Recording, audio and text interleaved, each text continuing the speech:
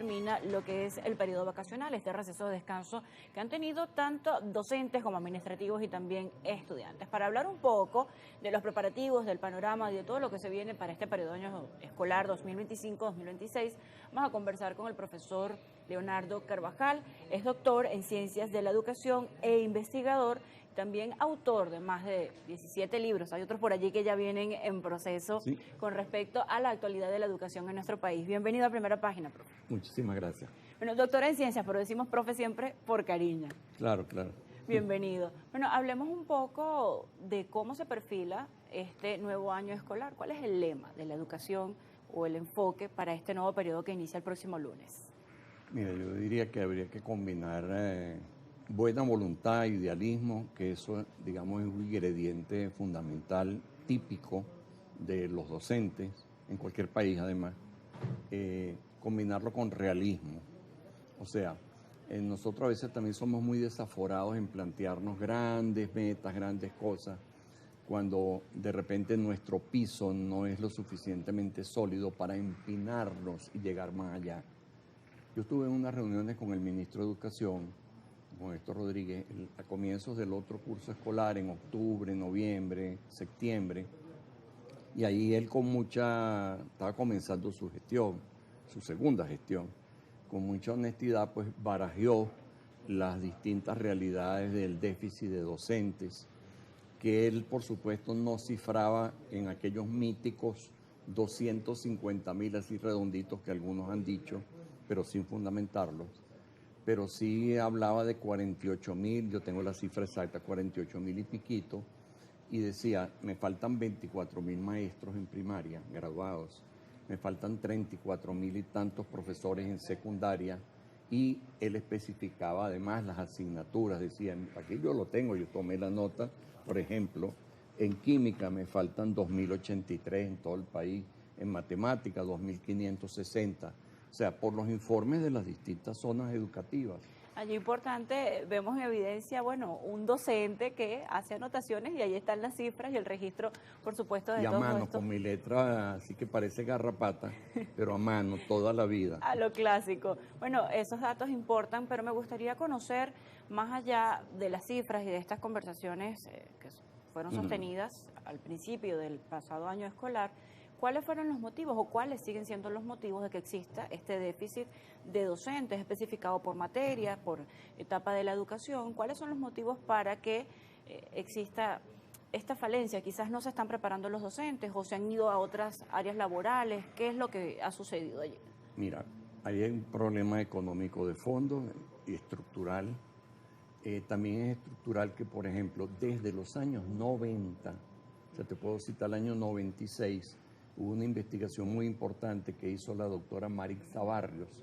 Ella fue vicerrectora de la UCA un tiempo, en la UPEL también, y ahí ella demostró que el promedio de graduados anual que daban todas las instituciones pedagógicas, escuelas de educación, contrastado con la demanda promedio anual de educadores, te arrojaba déficits fuertes. O sea, eso es lo estructural.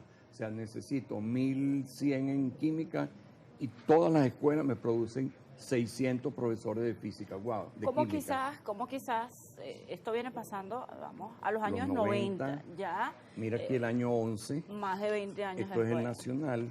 La ciencia está huérfana de maestros, entonces aquí están los datos de los egresados, por ejemplo, de la UPEL, que es la principal proveedora de docentes, y entonces sí, proveía muchos en educación integral, educación inicial, pero en esas mismas materias, biología, química, física, o sea, las ciencias duras, tremendo déficit. El año 11, 14 años después, seguimos en lo mismo.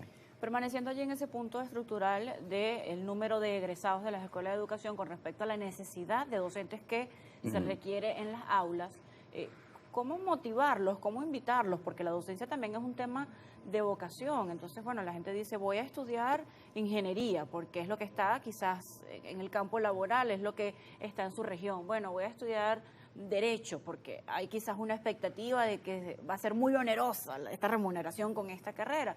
Entonces, ¿cómo hacer atractivo el tema de, bueno, voy a ser educador porque quiero, bueno, formar a otras personas, pero también en este momento, en esa combinación con realismo, ¿cómo invitarlos? Porque viene sucediendo ya hace varias décadas.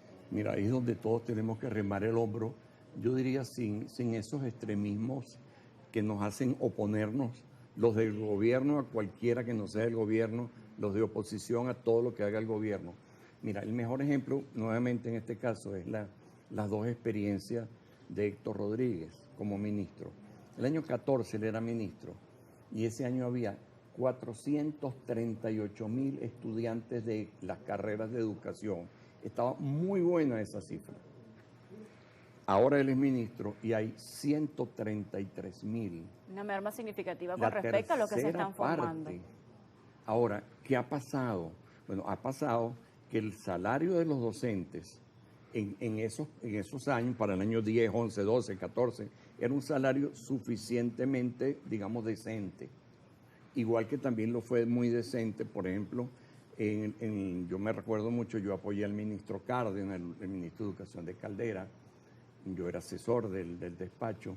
El año 96 ellos hicieron un estupendo contrato colectivo con los docentes y al año siguiente subieron la cantidad de muchachos en los pedagógicos, en las escuelas de educación. Pero un año después vino un golpe inflacionario de 100% desconocido y entonces los salarios mermaron muchísimo, empezó a bajar. O sea, la gente es concreta y eso no es ningún pecado que un muchacho de 17, 18 años calcule su vida y diga, mira, si la experiencia laboral de tal tipo de profesión significa un ingreso demasiado bajo, yo no voy a poder casarme, yo no voy a poder comprar un apartamento, y entonces opta por otra cosa. Eso está pasando así, ramplan. También pasa con muchas otras profesiones en la actualidad. O sea, desde hace unos cuantos años, desde que nos tocó la hiperinflación, eso se llevó en los cachos muchas profesiones. También está la otra cara de la moneda porque el docente que ya está formado y que está en ejercicio, a pesar de que quizás la remuneración no compagina con sus expectativas o con su presupuesto familiar, continúa en formación y continúa haciendo especializaciones y continúa en constante formación. Y esto también habla muy bien del docente venezolano que está en ejercicio y que cada día se pule un poco más, se hace un poco más profesional, a pesar de que dice, bueno, voy a tener estudios de tercer, cuarto nivel, no tengo el salario apropiado para estos estudios ya superiores, pero continúa en formación. Esto habla muy bien del docente venezolano que está trabajando en este momento. De que sí existe algo que se llama vocación. O sea, así como hay periodistas que de repente, bueno, solo pueden trabajar en un nicho muy cómodo, y hay otros que dicen y arriesgan la vida y los matan. Por ejemplo, en Gaza los han matado por decenas. Entonces, eso es vocación. Pues tú no tienes por qué irte a Gaza si de verdad tú no tienes una inmensa sed de llevar la verdad de lo que ocurre al resto del mundo.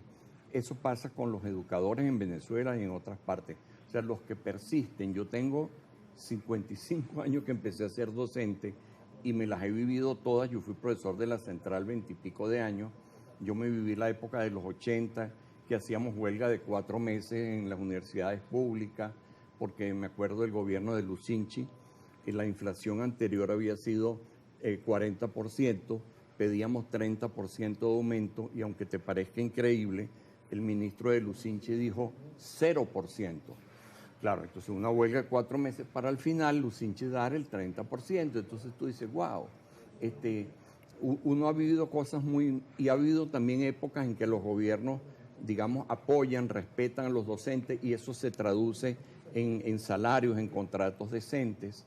Y eso ha ocurrido también con esta administración en el siglo XXI. O sea, ha habido épocas buenas, el año 2000, el año 2010 creo, buenos contratos para los educadores de primaria y secundaria, y otras épocas como la de ahora, en que, bueno, se está en la carra plana. ¿Pudiera ser la solución precisamente mejoras en esas contrataciones colectivas? ¿Pudiera ser una ventana para hacer más atractivo quizás ese llamado a formarse como educador?